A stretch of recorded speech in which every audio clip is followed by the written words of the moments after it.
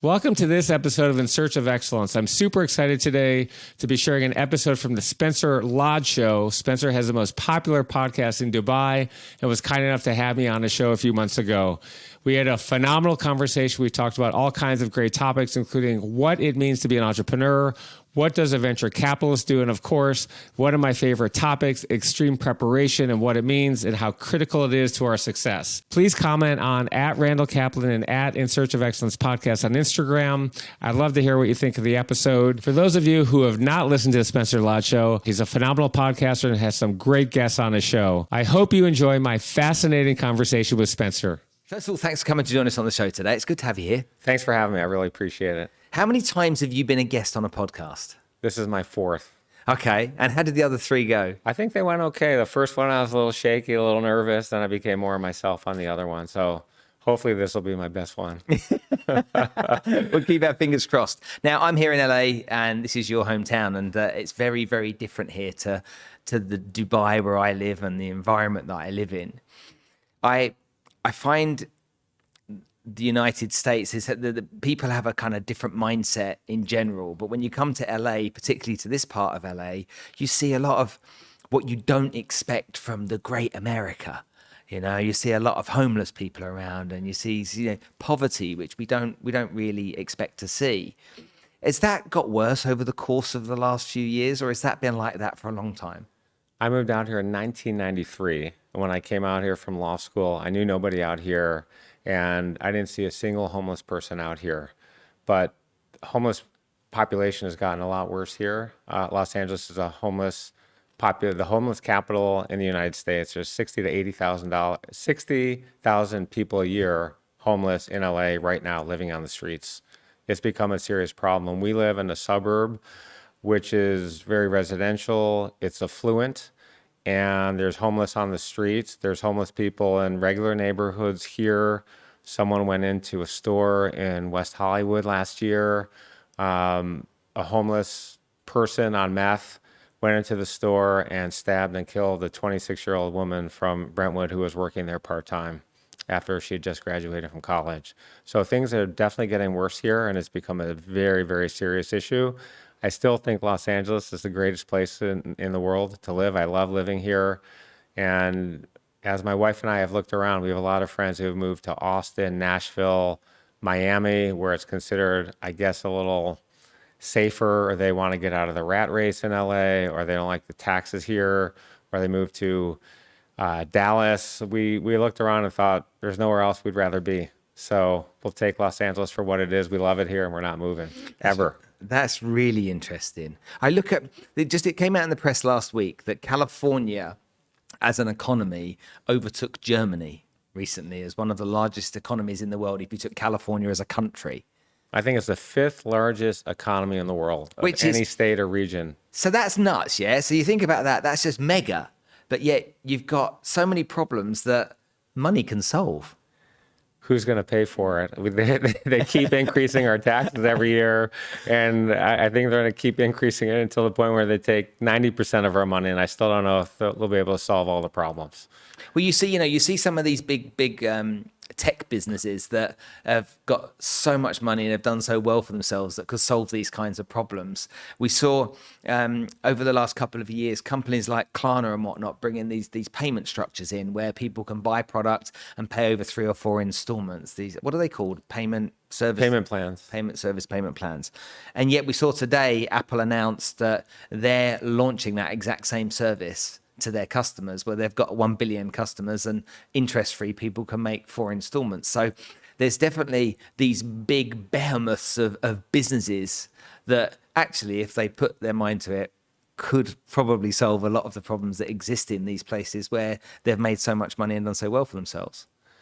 It'd be amazing if they could do that. A lot of these are public companies. They have fiduciary duties to their shareholders, and it'd be somewhat unusual. I think it'd be great if they could do it, but I don't know how they would say, Apple, we're going to give $1 billion in Los Angeles to solve the homeless problem. It'd be amazing if someone were to do that. What I'd rather see is someone worth $100 billion or $50 billion who has some kind of love for a city where they grew up and say, all right, I've signed the giving pledge and now I'm going to give $10 billion to solving the homeless problem in Los Angeles, New York City, whatever the case may be. So I think that's a way where companies wouldn't have to do it. The governments aren't going to do it, but you could really make a huge impact with those kind of gifts. We haven't seen those yet, but I hope they come. Yeah.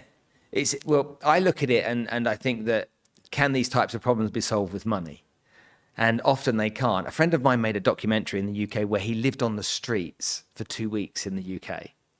And whilst living on the streets, he was an independently wealthy guy. He was in the military, came out, started a small construction company and did well for himself.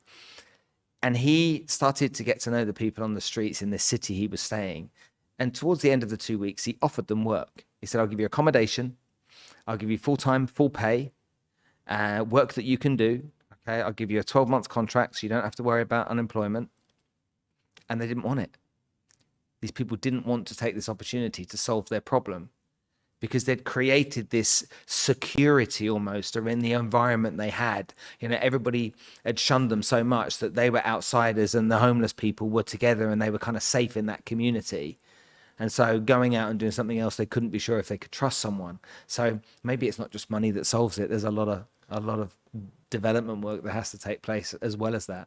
Well, there's two things about that I want to say. First, part of the homeless problem, you not only need to find the beds, you need the mental health facilities because a lot of these people have mental health problems, and you can't solve one without the other.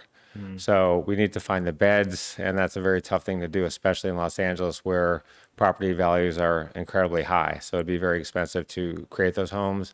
Rick Caruso is running for mayor here. He said he's going to establish 30,000 beds in the first 10 months. He's in office. Don't know if he'll win, but those kind of plans are phenomenal. I started an event in Los Angeles 8 years ago with my friend John Terzian, who owns nightclubs, that benefits the homeless. So we take families in transitional homelessness. We give them housing, training, medical care, financial planning. In a homeless situation, the shelters don't usually take the whole family. So the parents go one way, the kids go another way. They're just not equipped for a family. So we keep all the families together. In a homeless situation, kids usually don't graduate high school. They almost never go to college. They end up, a lot of the women get pregnant early. They don't use birth control. They end up on the streets themselves, on welfare, a lot of them on drugs, in prison, or dead. And it's just a horribly sad cycle of poverty that it's very, very hard to fix. The organization that we raise money for keeps families together and does all these things for each other. So when we started fundraising for them 8 years ago, we had 8 families go through the program that year. Now we have over 300 families. We just had our function 2 months ago. It was phenomenal. We raised $600,000. Wow. It was amazing. Imagine LA is the name of the organization, and the Imagine Ball is our function. Cool. And it's super fun. So one family at a time. When you think about it, you take one family out of homelessness, and you change the trajectory of their lineage forever. And that's very rewarding to be able to do that. Now, you've been arguably a mega successful entrepreneur. You've got a backstory that people look at and can identify with, because some people would have been partially exposed to similar parts of that journey themselves. But you've gone on to do well for yourself. But is business what matters to you? Are you kind of like a business first, or does something else matter to you more? People ask me what I'm most proud of and is making a difference in people's lives. So when I was 27 years old, I was a very unsuccessful lawyer. You and I were talking before the show. So I came to LA, I had $3,000 in the bank. I was laid off after 5.5 weeks on the job. I hadn't even passed the bar exam yet. I was waiting for the result. I passed. But I had to find a job in Costa Mesa. I was living in Westwood. I never heard of Costa Mesa, Orange County, never knew what that was either. I would wake up at 5:30 in the morning, get there by 7, usually come back 11 or midnight every night. I was miserable. So after 6 months, I went to the managing partner downtown, said, I want to move. He said, no, you need to move there or leave. So I was looking for 3 jobs in 8 months and just was miserable. I went to law school for the money. I wasn't passionate about that, but I came across a nonprofit called Bedsedic Legal Services, which provides free legal aid to the poor, sick, the elderly, and homeless in Los Angeles. I thought, all right, there we go. There's an organization. These are lawyers who are doing good. They're not doing it for the money. They're not charging whatever they charge. Charging the clients, by the way, to learn on their dime is the most crazy thing I've ever heard. I mean, you get out of law school, you know nothing, and you're put on some kind of a case, and the firms are billing you out at $300 per hour. Now it's $500 per hour. I mean, that's nuts. So I came across the organization, Bedsedic, and I thought, all right, there's a great organization that's helping real people. And I went to a black tie fundraiser, and I said, and that fundraiser has historically raised $3 million in one night. All the law firms give, the investment banks, these are managing partners on the board of this nonprofit. And I went there and I said, you know what, I'm looking around at 1,000 people. They raised $3 million that night. It's boring. You're in a tuxedo. I thought, why don't we do a fun one of these? We'll have a concert. We'll do it at the House of Blues. That was a very cool venue. So I came up with the concept for the Justice Ball, and at age 27, called the House of Blues, the CEO, Greg Trojan, took 12 phone calls to get him to meet with me. I went in with the head of Bedsedic, and I said, I want to do this event. And he said, never going to happen. Why not? Because young people don't give. They're not interested in charity. And I said, I don't believe that's true. You have to give them the access to do that. And so he gave us the venue for $22,000 on the night they were closed. We had a minimum food bar bill that we had to do, and we sold out that first night. It was a lot of work. We raised $96,000 that first year, and by year 5, we had Billy Idol playing and had 3,500 people at the Museum of Flying in Santa Monica. Built the stage. It was crazy. I mean, it was like a concert going to Staples Center. It was so cool. So that event now is, I think, in year 26 or 27. I think it's raised $8 million for Bedsedic. I ran it for 10 years. Then I did our new event last 8 years, the Imagine Ball. But the most enjoyable part of my career has been the ability to give back and make a difference in people's lives. And that's the greatest good that I think you can do. And yes, I've made money and I've been successful. I've had a lot of failure too, and I hope we get to talk about some of that. But to be able to make a difference in someone's life is giving me more joy than anything I could ever think about, except my kids. This episode of In Search of Excellence is brought to you by Sandy.com, SANDEE.com. We're a Yelp for beaches and have created the world's most comprehensive beach resource by cataloging more than 100 categories of information for every beach in the world, more than 100,000 beaches in 212 countries. Sandy.com provides beachgoers around the world with detailed, comprehensive, and easy-to-use information to help them plan their perfect beach getaway at home and abroad, and to make sure you're never disappointed by a beach visit again.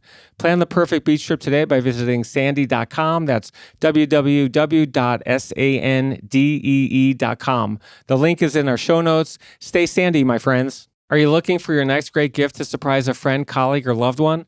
Bliss Beaches makes the perfect gift. This best-selling bright and beautiful coffee table book by Randall Kaplan features stunning drone photography from exotic beach locations around the world. It's the perfect housewarming gift, a great addition to any home or office, and a fun and creative alternative to bringing a bottle of wine to somebody's house for dinner. Bliss Beaches is available for purchase on Amazon, where it has glowing reviews and a 5-star rating. Get your next amazing gift and order a copy of Bliss Beaches by clicking the link in our show notes. Don't you think that life deals strange hands to our psychology? Because what you described then started at what age for you? When did that make an impact in your life? How old were you? You know, I used to watch the muscular dystrophy telethon as a thing in the United States, where Jerry Lewis, who's a comedian and singer, I think he just passed away last week, would raise money. It was on Labor Day, so people would go to Channel 2 news station, you'd raise money locally, and then you would dump the money inside a bin. So my brother and I were doing that at 8 years old, 9 years old, 10 years old. We had a lemonade stand in the neighborhood, and we would give, I think one year we gave $37, and one year we got up to $52. And that was really cool. And my mom was a part of that, and we watched it, and we just said, "Gosh, this is so cool. Why can't we do that?" So it started at a young age. Okay. My grandmother turns 104 years old in a few days, 2 days from now. And Well, hold on a minute. Your grandmother's 104. yeah, In 2 days. In 2 days. That's amazing. Yeah, I'm flying to Detroit tomorrow, and her birthday is November 2nd. So she volunteered for an organization, I forget what it's called, in Detroit for 40 years, visiting sick people in the hospital. So I got to watch her as well. Wow. Great influence. I see that most people, it's kind of, well, traditionally in the UK, we start off with something called the round table. And the round table is for young guys to try and do something positive towards, a charitable cause of some sort. And then you get to 41 and, you're no longer allowed to be in the round table. So you have to go in something called the 41 Club for a couple of years before you become a Rotarian. Okay. And you move into the Rotary Club if you want to be in that kind of world. But what I've noticed over the years is lots of young people, they don't get involved in something where they're giving back a lot. The vast majority are kind of head down, tail up, wanting to go out there and smash it and become mega successful. And whether that's the bling watch, the bling house, the bling cars, whatever that may be, it's the bling life that they want to live. And for me, it was like, as I got a bit older, I started to realize what mattered and what didn't matter. I started to look at things that money could buy as becoming less and less significant as time went by. You and I both sat here with our fancy sneakers on, and and when that's about the stretch of my spending when it comes to fashion. It's like I don't even have the fancy watch that I put on anymore. I just literally do this.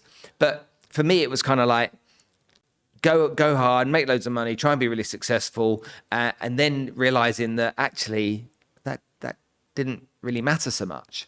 And spending your time trying to help others live a better life or trying to solve the problems that other people had gave me a real selfish, I suppose, payback, a real reward myself. When people used to say, "Oh, you're doing such a good thing for others," I'm like, I'm doing a really good thing for me, trust me. And so I just wish I'd have learned that when I was younger. And I just wish most people that were out there trying to pursue success could incorporate that into their success at an earlier age. I know you did it at a young age, but is your experience with most people the same as mine? I think your experience would have been different if I had brought you the opportunity to get involved in the Justice Ball. Because I think that it's not on people's mind. It's not on the forefront of their mind. And I think you're right. They're heads down. They're focused on their career. They work really hard. They don't have a lot of free time. When you're younger, you want to hang out with your friends. But young people, if given the opportunity to give back, I think most people would do it. Obviously, you need to pick a cause that speaks to you. But I think there's plenty of those to go around. And so I still find that young people will get involved if you give them the opportunity. Okay. So try to give them the opportunity. Give them the opportunity. Show them something that you just triggered something for me. I mean, now what's going through my mind is people that I know that are young, okay, about how I can present the opportunity to them. And I hadn't probably had that perspective on it before. You have the scale. You have the audience. You could host some event for young people. They'd love to meet you. You could get 500 people there. You could call it a networking thing for kids in college or grad school or under 30 years old. And I'm telling you, if you presented them the opportunity, and you could even have 5 or 6 different nonprofits there give their pitch, but the nonprofits have to make it a little bit fun. And I think that's the key. Not so stuffy, yeah. Not stuffy, not boring, yeah, lively. Give them examples, do things a little different than they have done them before. Okay, let's move on to business for a second, X. I want to kind of pick your brains. First of all, just so that the audience and everyone watching here right now understand, you're the most prepped person, okay, in history, and you're proud to be that person that preps. And I'm the guy that does my consumption of content is not through reading; it's through listening and watching. And so I'll go out, and since I arrived on Saturday afternoon here, I've listened to as much content as I could and walked around this city with you in my ears, okay, while I've been trying to learn about you. And that's the kind of level of depth I go to for me. But you go to a whole nother level of depth. That's got to have come from business and how you understand business and what's important in business. Tell me about your journey to success. Tell me about Yeah. those I know you work for Sun Life. Sun America. Sun America, sorry. Yeah. So there you go. You'd have got that right, and I get it wrong. Sun America is a life insurance company, yeah? It's a financial services company that was sold in 1998 for $18 billion to AIG, which was at that point the platinum insurance company of the world. So insurance was at the heart of Sun America in their beginnings? In their beginnings, Eli Broad bought the company in 1988. Renamed it. He combined it with KB Home, Coughlin and Broad. At that point, he was only one of 3 people who had started 2 Fortune 500 companies, KB Home, Coughlin and Broad, and then Broad Inc. He combined those 2 companies. Sun America is the founder of as well. So those are the 2. He combined those into Broad Inc. and then he separated them again, I think in 1991. Bruce Karras took over and ran KB Home, and then he took over at Sun America. Okay. Annuities are what they sold. Right. So you don't wake up. I come from that world. Right. So that's why it resonates with me, Out of the stuff that you've done, it really resonates with me. We'll talk about beaches in a while because that resonates with me too. Okay. But it resonated with me that your journey was essentially at the beginning there. Because I was the life assurance sales guy. Right. I was the guy that was going out there selling, savings plans for people's education and universal life and stuff like this. Yeah. And I know you weren't a sales guy, you were a lawyer there. Well, everything we do is sales related, and I do a lot of coaching and teaching. So interviewing, at work, in your personal life, everything we do is selling. So I wasn't selling policies, but I think you always have to sell yourself. And I think extreme preparation is part of that. People react to it. So my journey was, I grew up in Michigan, divorced parents, raised mostly by my mom, struggled financially when we were younger, and I saw that, and I didn't like that. I didn't want to be that. So I wanted to work hard. So for me, the grades were my ticket to success. And there was an aha moment in 6th grade where we actually had letter grades for the first time, and I saw, holy cow, I had a 3.8 something, and I didn't even know what that was. So I had all A's, 1 A minus, and I thought, okay, that's interesting. This is something I can control the outcome of. And so I did well at a private high school. I graduated magna cum laude. I went to University of Michigan. I graduated top 1% of my class. I went to Northwestern Law School. I was somewhere in the top 3rd of my class. Definitely more competitive there with a lot of really smart people there, and I definitely wasn't even near that. And by the way, if you're the smartest person in the room, I think you're in the wrong room, and I've said that. I always want to be the hardest working, not the smartest person. But came to LA, lost my job 5.5 weeks after moving here, had $3,000 in the bank, got my 3rd job, and then said, gosh, I hate this, and I started plotting my way out. So I had loved reading profiles about successful CEOs from the time I was 14 years old, and I had always wondered what it would be like to work for one as a right-hand person. So I went on LexisNexis. There was no Google then. I researched them, and I did a ton of research. I wrote 300 letters. I had a 2-bedroom apartment. The 2nd bedroom was a letter writing factory.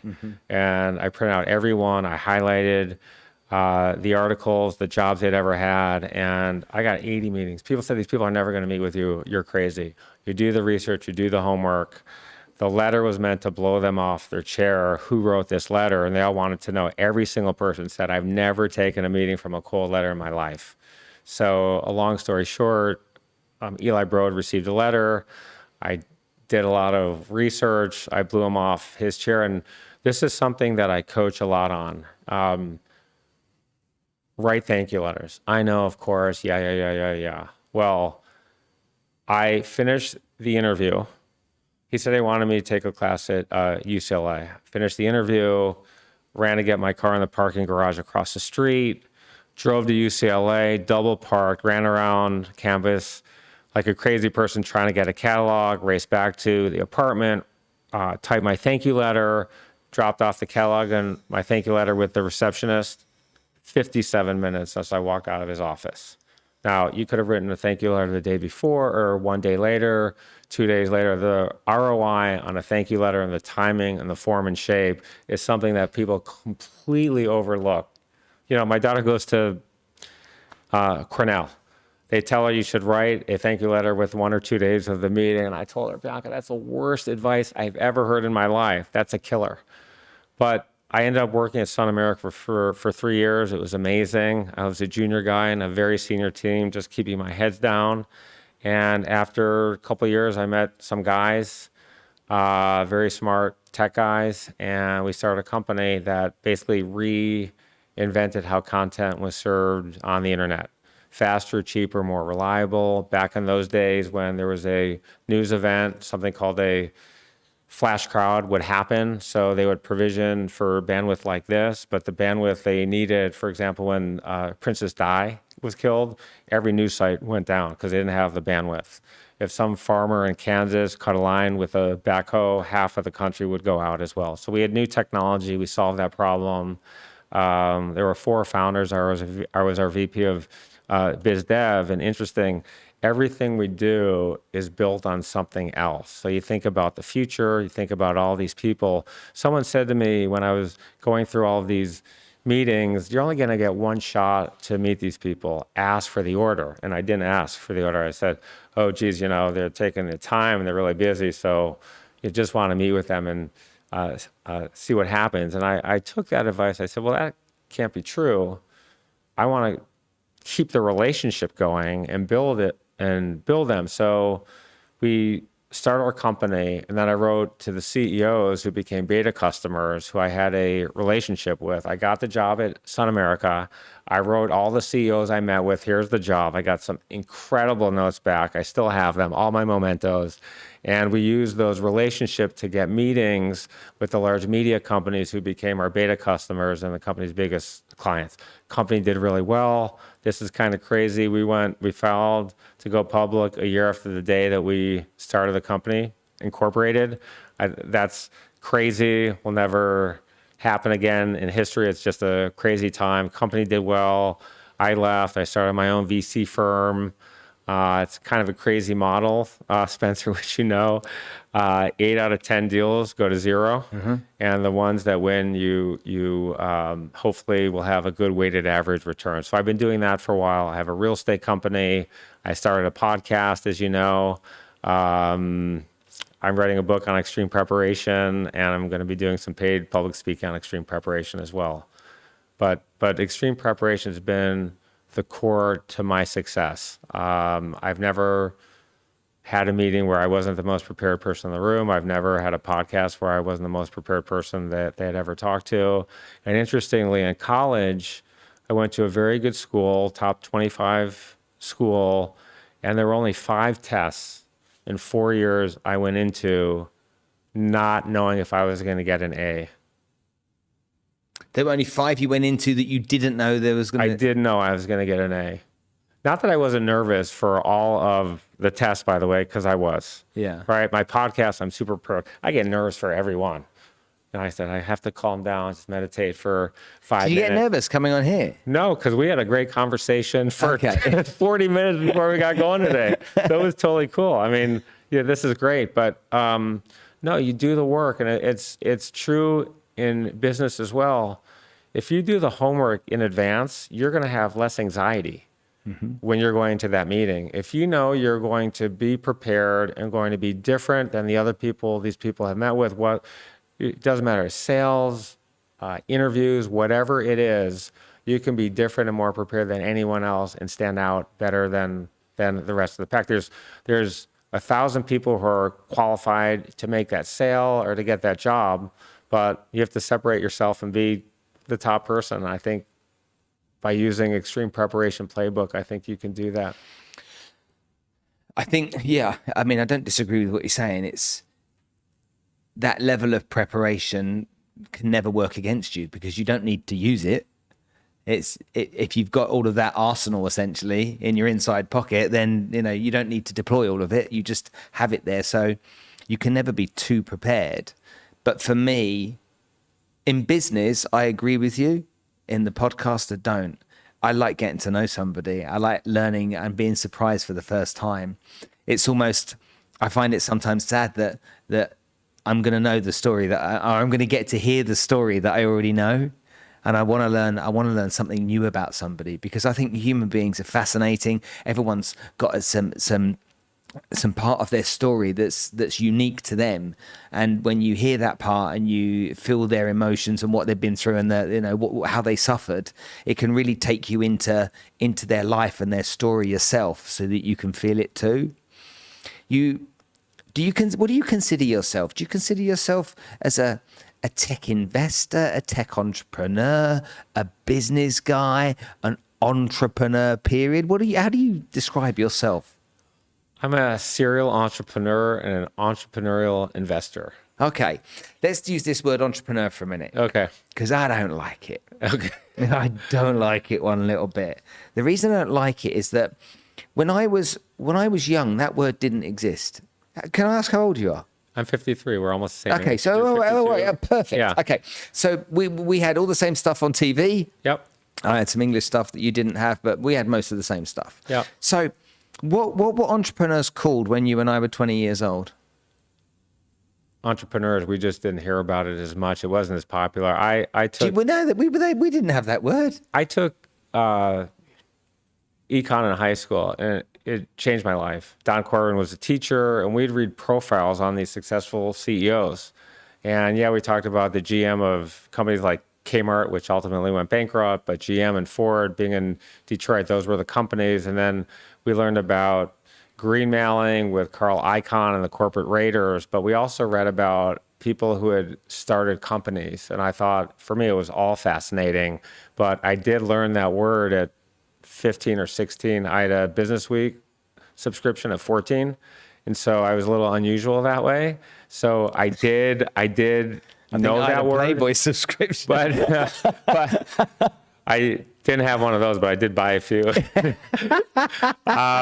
But, it's way more popular today. It's so easy to start a company. I mean, at Michigan, No. Hold on a minute. Yeah. I don't want you to go there. Okay. That word to me, entrepreneur, didn't exist. We had businessman, and we had self-employed, or we had sole trader.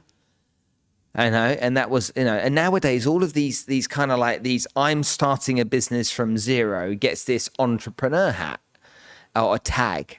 And to me, it's not an entrepreneur. If you're a painter, painter and decorators are going to go for me now. But anyway, sorry guys. If you're a painter and decorator and you have a small business where you pick up contracts here and there doing people's painting and decorating, are you an entrepreneur? Are you an entrepreneur? And tell me what you believe on this. Are you an entrepreneur if you started a business and you've looked to raise finance or funding of some sort for that business? Does that make you an entrepreneur? Are you an entrepreneur because you're a driving instructor and you have your car and you advertise on Facebook and you get customers that want to get their kids through their driving exam? What makes you an entrepreneur? Because I just think this is all kind of become entrepreneur, and it's dumbed down the coolness of being an entrepreneur almost.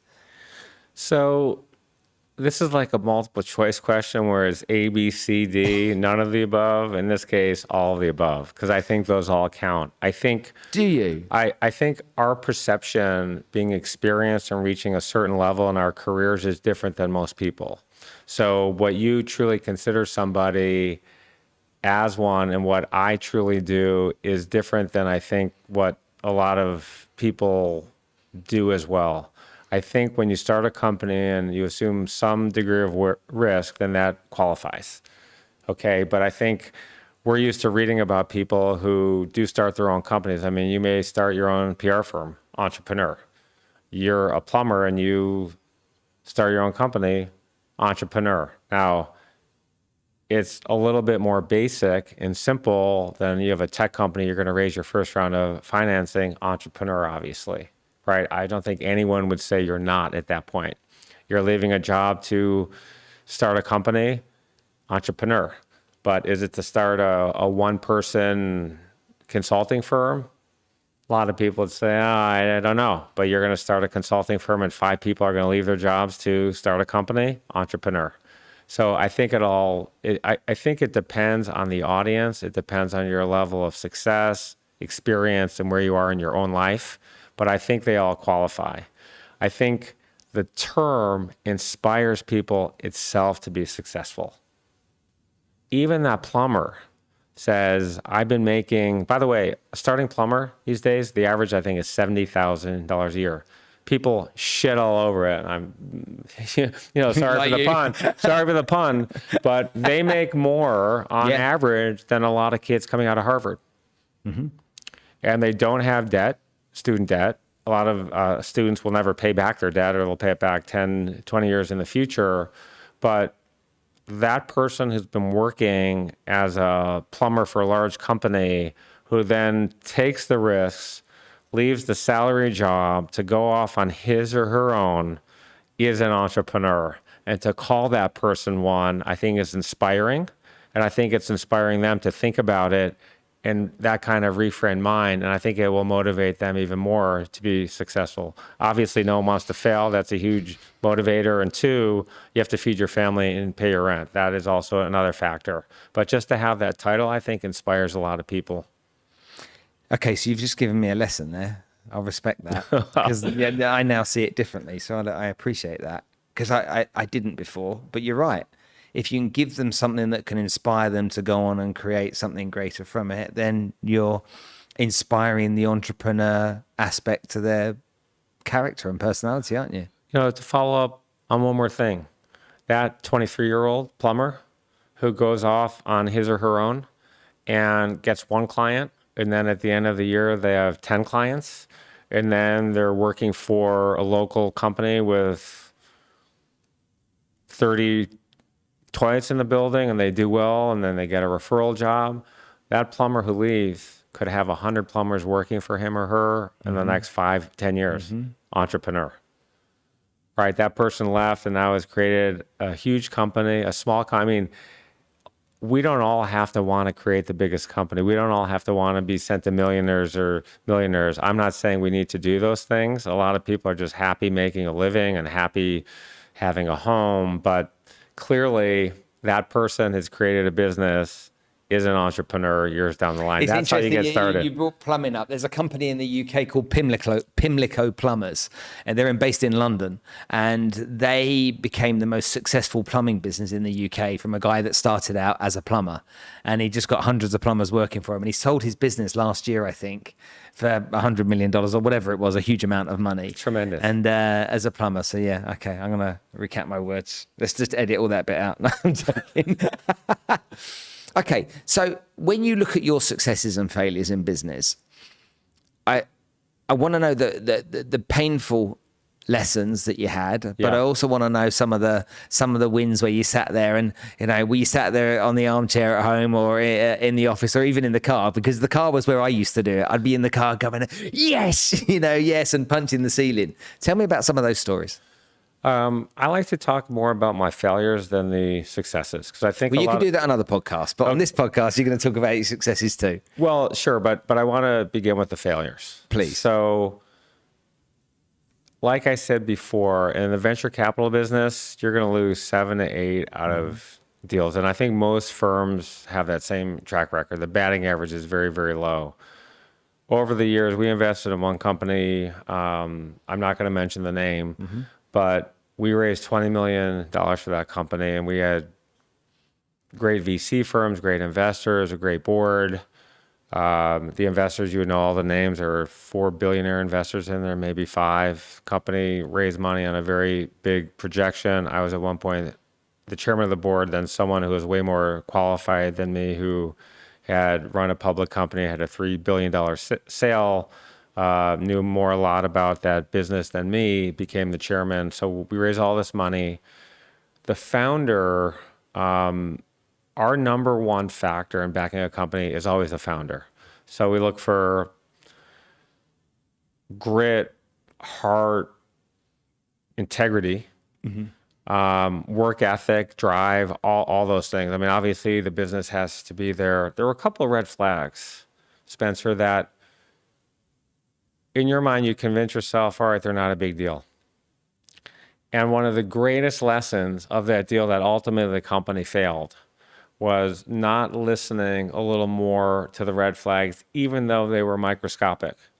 For example, one, as security to a deal with a young founder, I often want the founder to get Keyman life insurance, which is super cheap. So I always do it in the amount of the fundraise. So I'm not sure what life insurance costs today, but it used to be $600 per million. So when you have a 25 or 26-year-old founder, the policy is going to cost $6,000 a year, $5,000. So if the founder dies, we get our money back. Well, my law firm did due diligence on the policy, and he has to pull the policy. So most people just say, okay, here's the policy. I have it. Here it is. He said, well, let me look at the policy. The policy was assigned to his wife. And I learned that and I thought, holy shit, well, that's a tough mistake to make. You got a lot of papers to sign there. And I was unhappy. So I asked the CEO, the founder, and you could tell I was very nervous. That's a mistake, blamed the insurance agent. I said, all right, I'm going to get the agent on the phone. The agent was a friend of his, young age. And ultimately, when I look back, and I even didn't trust it at the time, the agent said, it's my bad. And that's something I should have overlooked. I should have pressed a little more. I should have actually called. The person was in Denver. The founder was as well. The insurance guy was there. And I basically should have flown there or said, you come here because we're funding you. So you look for those little warning signs there. And I missed that one. So number one, if there's a red flag, don't do it. Number two, don't assume other people have done your due diligence. I've invested small sums of money, $100,000 here, $200,000 there. And again, that's a lot of money, but when a company has a round of $10 million or $30 million, I mean, I'm an ant in that deal. And I just assume sometimes, well, if this A+ VC firm is in there, there's 3 other VC firms in there, they've done all the work. Well, I did that maybe 10 years ago and before, and it was a mistake. So those are lessons I've learned that I wouldn't do. On the success side, we get lucky. Mark Cuban was on my podcast, and he said, to be a billionaire, you have to get lucky. I think whatever success you have to be lucky. So there was a deal called Kalipa Networks that we put money into way back in 1999. I can't even remember what they did, Spencer, but the company went out of business. They did a acqui-hire, which means that a company bought Kalipa for nothing, and they hired 5 people there. We'd given up on this deal 9 years later. When you get a package in the mail from a law firm that's a tech law firm like Wilson Sonsini in the Silicon Valley, which is, I think, one of the top VC tech firms up there, that's a good package. That means there's something going on. And Kalipa was sold to another company, and then Google bought the other company for $750 million. We made 11x on that deal, which was a gift. Some of the deals that you think are the best and the can't misses are the worst, and then you feel really, really dumb. But we had some good ones in there. We had Google, and we had Seagate, and some other ones. I think we've had at least 5, 6, 7 companies that have exited for over $1 billion. That doesn't mean we necessarily made a lot of money, because we were sometimes the last round of funding where maybe it was a $300 million valuation or $400 million valuation. But we look at a weighted average return in that game. Well, I've been a judge on many startup kind of like competitions. I've been pitched many times by startups. Is there, and you've been pitched 1 billion times by us, so I know you've done way more than me.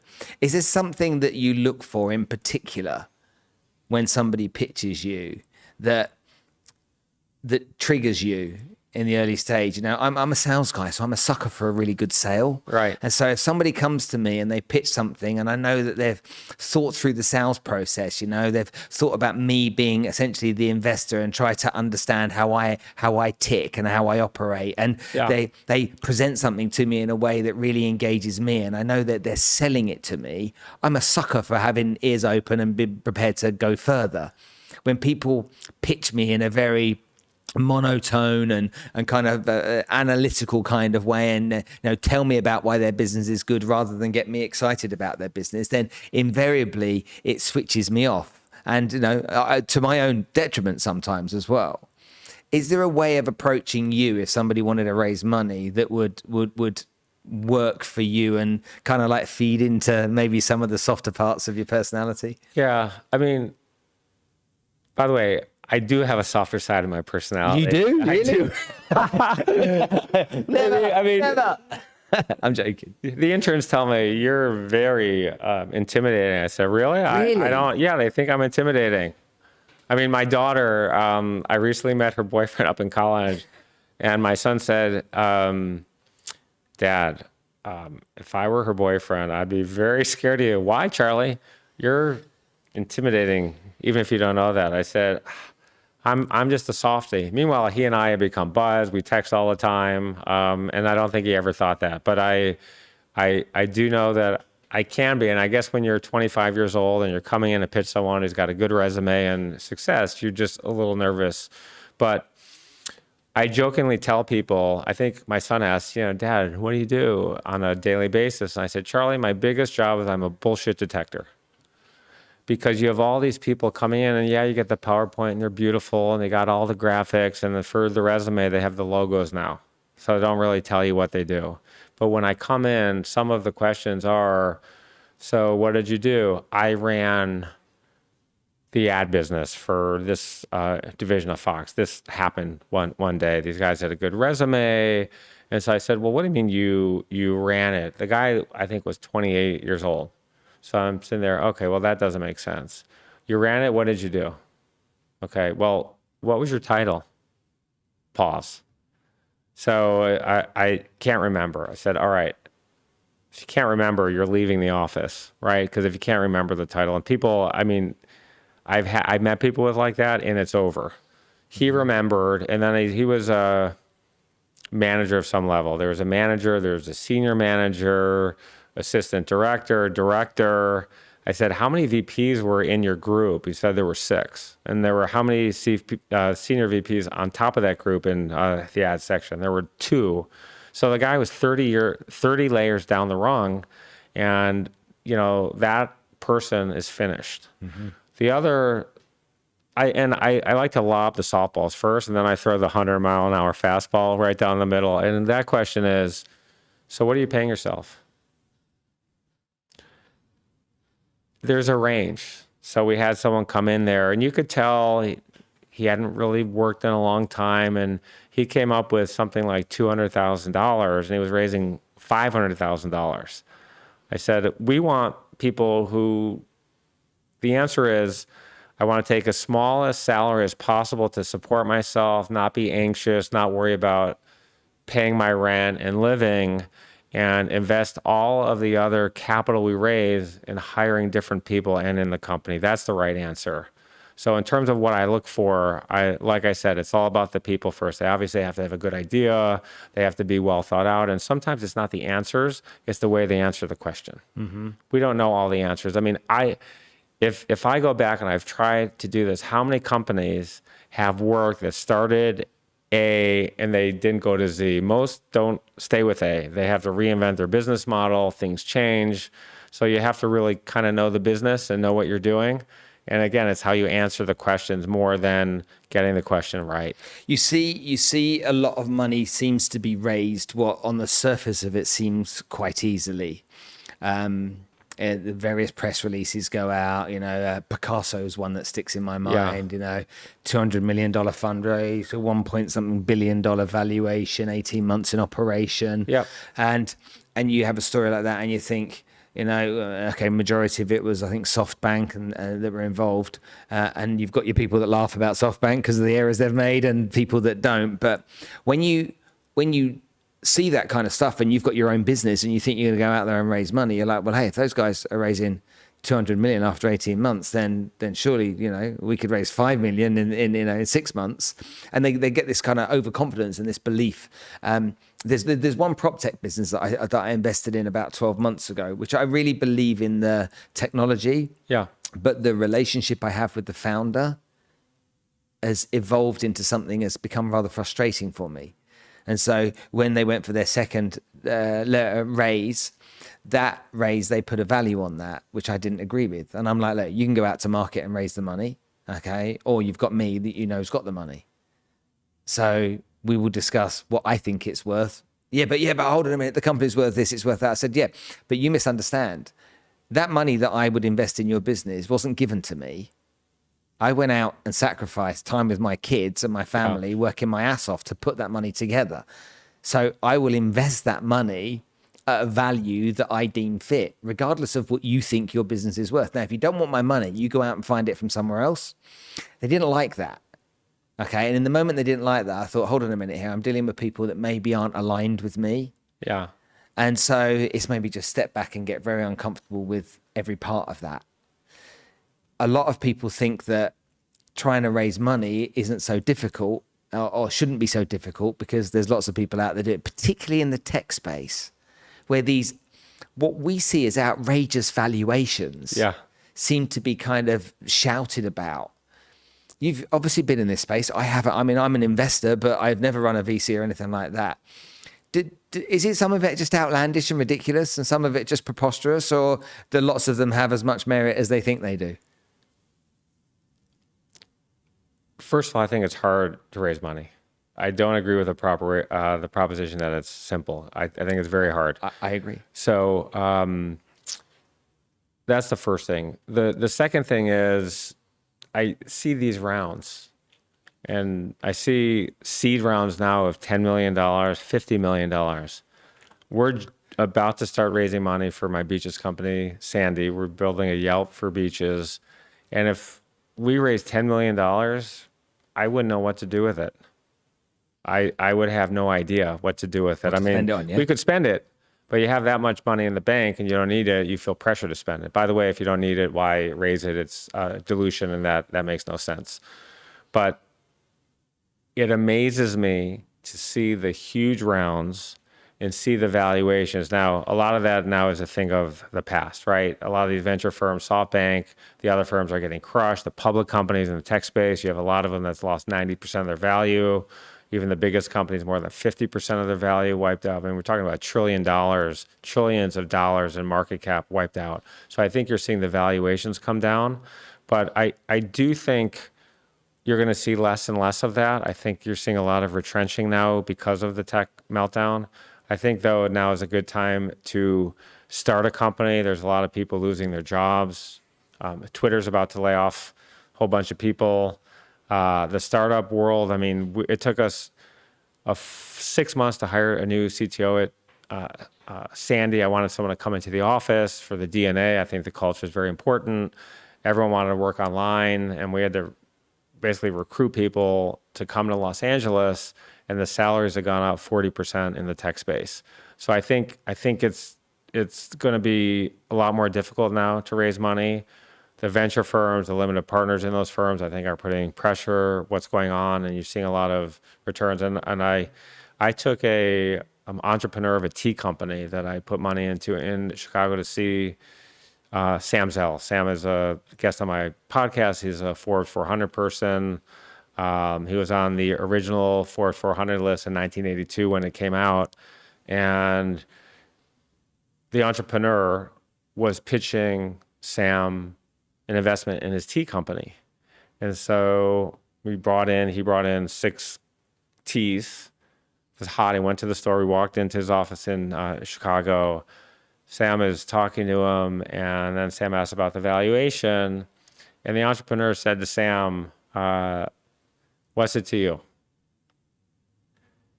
And Sam looks at him, and I thought if Sam's eyes could be flames, this person's entire body would be melted. And Sam said to me, looked him in the eye, and he said, never disrespect capital. And I think every penny matters to every investor, to every person. No one wants to lose money. And so I think people today are being a lot more conservative. We are. The investors I know are. And I think there's been a big pause. The valuations have definitely come down. And I think they're going to remain down till we have the next euphoria. And believe me, it's going to happen. Okay, last couple of questions. I know we've been sitting talking for a long time, but I want to get your views on a few things. We'll end on the beaches story, I think, Okay. because I live on a beach, so I like Okay. that story. Tell me what your understanding is, your relationship is, and your feelings are towards the world of crypto and the metaverse.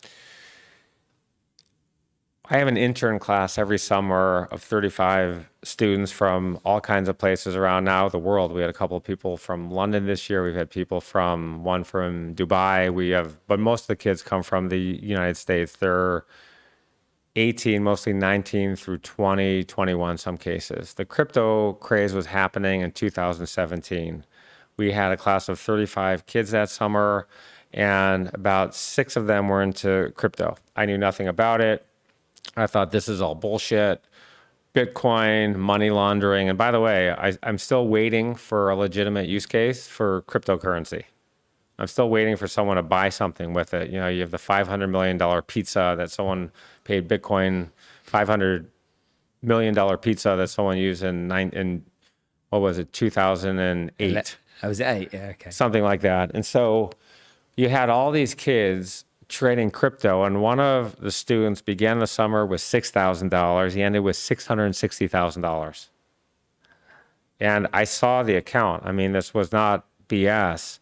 And so I started looking into it at the time. And again, at that point, it was the last person standing almost, you know, just the hype. You had all these people investing who knew nothing about investing whatsoever. But a lot of these interns made a lot of money. They got me into it.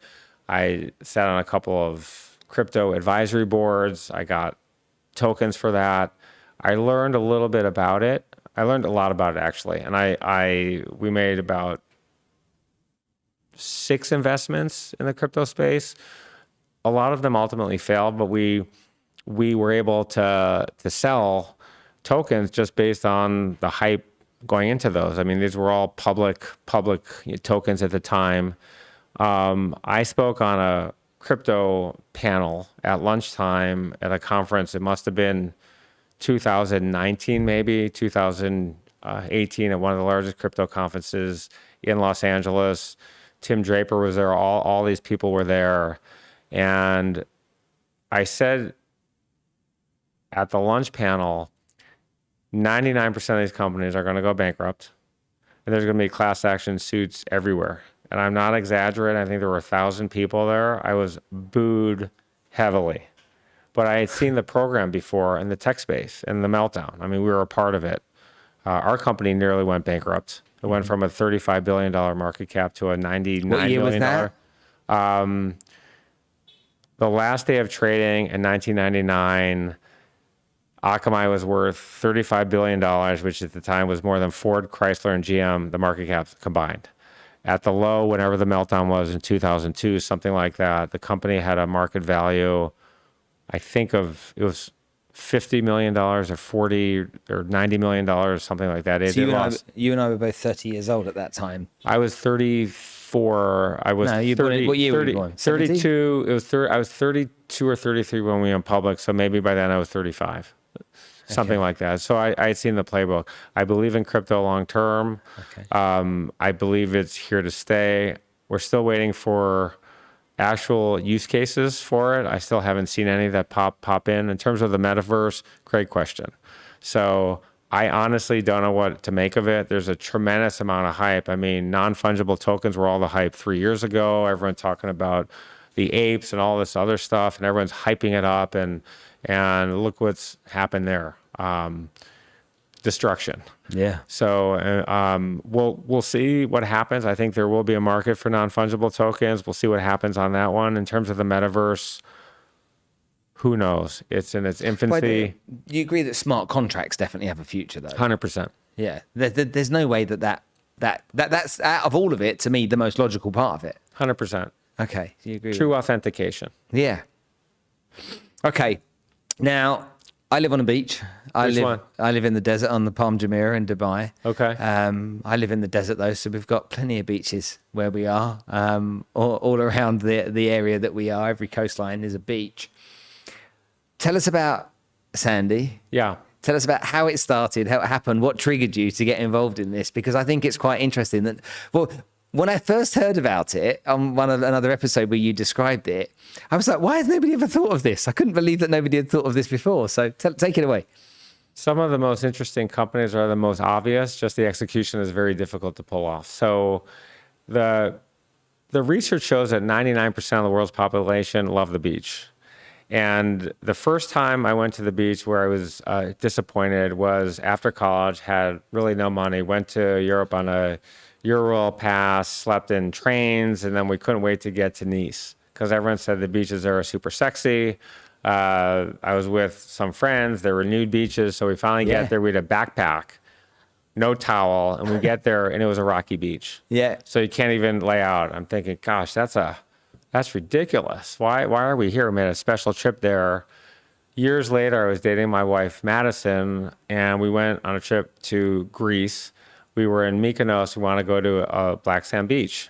So we were staying at a nice hotel, and I only mentioned that because the concierge at the better hotels know more. Yeah. And so the concierge whipped out a paper map, one that folded into 32 parts, and drew on with a black Sharpie a place on the map that didn't even have a road leading there. And she said, when you go out there, I think there's an old barn, and you turn left on a road.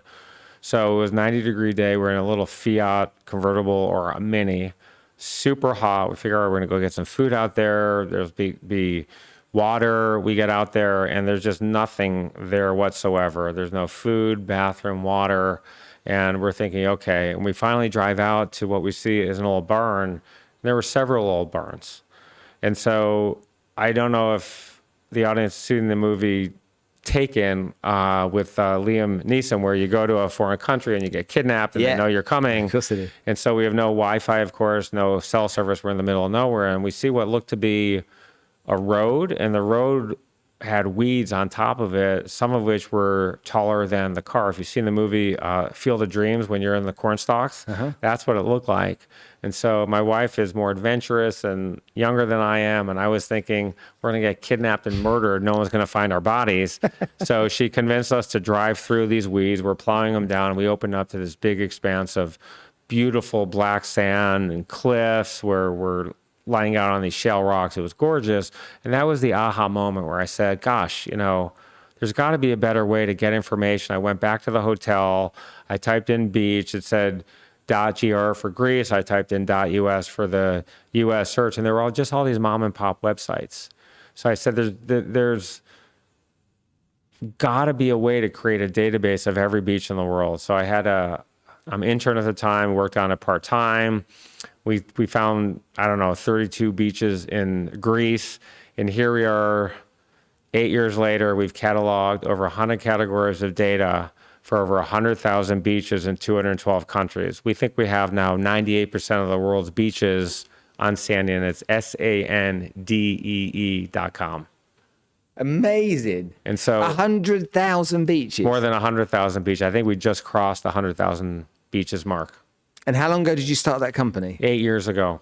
Okay. But it's grown slowly, meaning that we hired our first tech person in 2016, and that's kind of when it became a company. Before it was kind of a side project. And you say, gosh, great idea. Why haven't people done this before? Because it's very resource intensive. How do we get the data? Manually. So there's over 100 different websites we check. Sometimes we go down to the level of there's a beach shack, and we'll call the beach shack. A lot of them don't have phone numbers, but we want to know what's there. We look at Google Earth. We zoom in. If there's a bathroom, there's a bathroom. Our trademark is choose your beach. So I have 5 kids. When you have younger kids, you want food, bathroom, and a shower. Most people want to know, is there parking, right? So we have free parking and paid parking as 2 separate categories. Do you have volleyball? Can you surf? Can you swim? Can you sail? We have 7 different kinds of sand. We have 7 different colors of sand. There are black sand beaches, purple sand beaches, pink sand beaches. People want to know what's there before they go. So different strokes for different folks. We want people to have more enjoyable times at the beach, pick the best beach for them, and avoid wasting very expensive personal vacation days going to the wrong beach, which is something that I think every person has done. When people go on vacation, do you know who they ask first what beaches they should go to? The concierges of the hotels. Okay. We've done polls of over 1,000 concierges, and there isn't one we've met in any country who can tell you 5 categories of data for the closest 3 beaches. And then when they say, oh, you got to go to this beach, give me 6 categories of data. 0, 0, 0. And that's where they're getting their beach information from. Fascinating. And that's a passion project? I mean, entrepreneurs should be passionate about everything they do. Agreed. So I believe Sandy will be a multi-billion-dollar company one day. I mean, when you think about Yelp, Yelp got going in 2004. Restaurant reviews, really? Are people really going to care about that? Well, they care a lot. So our model is sponsorship, advertising, paid listings. We're writing 10,000 descriptions for each beach in the world. 10,000, the most popular 10,000 beaches, we're writing descriptions for, handwritten descriptions, general information, attractions, hotels, and restaurants. And we're going to sell those listings to hotels and restaurants. We believe that'll be a $50 to $100 million business per year, not including the sponsorships, the advertising. We're also going to license our beach data to government tourist boards throughout the world. I met with 8 ministers of tourism. These are cabinet level positions in these countries where beach tourism is the most significant or one of the most significant components of GDP in their countries, regions, states. And the first question that I ask, Spencer, is, do you know how many beaches you have? And what's their answer? 4 words. Every time. They don't know. I have no idea. Yeah. Which is like the CEO of Marriott not knowing how many hotel rooms they have. Yeah. It's crazy. So we think the licensing, our proprietary data is going to be a very big part of our business as well. So it's a passion project, but I think every entrepreneur should have I think it sounds like a project and a business that should sponsor the Spencer Lodge podcast, if I'm honest with you. I think it's... I will tell you that Sandy is paying a lot of money to sponsor In Search of Excellence podcast, but we have a little inside deal where they're paying $0. Oh, really? Okay. Well, I'll gladly be paid in equity. I don't mind. Okay. We're raising money, so I'm happy to show you the deck. But look, it's been great chatting to you today. I've really enjoyed getting to know you better, both before we started filming and now. What, out of anything, are your takeaways from this episode? Is there anything that's resonated with you as we've talked stuff through? Well, I think you've given me great perspective and advice on how to build a successful podcast. First, congratulations to you on all the things you've done in your career and in your podcast. But I love the in-person style, and I love the conversational content that we've had today. It's a very different format than my podcast is, and you've given me a lot of things to think about here. Okay. My takeaway from this was something that happened. You know, you said your daughter's boyfriend could be intimidated by you. Yeah. I could see how you could be intimidating. I could see that. But then you made an excuse earlier for something. I can't remember what it was right now, but you made an excuse. And everything changed with your whole body language in that moment. Everything changed, and it was almost like, we're the same now. And that was an interesting dynamic shift in that one little moment. You know, you're born with a type A personality, and I was born intense. I was born very driven. And my mom used to say to me, and she still says it today, don't be so serious all the time. And it's interesting, you know, you go to work, you come home, and work is fun. I'm lucky. I get to do what I want to do. I'm in that very fortunate position. But you're in the zone at work. I'm in the zone. I mean, I don't take any personal calls. When my mom calls or my dad, it's, 3 minutes. I mean, I'm scheduled some days 10 meetings a day. Yeah. Where if someone's late, it really messes me up. So I really, in the time where I don't have back-to-back meetings, I try to get work done so I don't have to do it at midnight every night. But I think, you come home and you're a dad and everyone's making fun of you.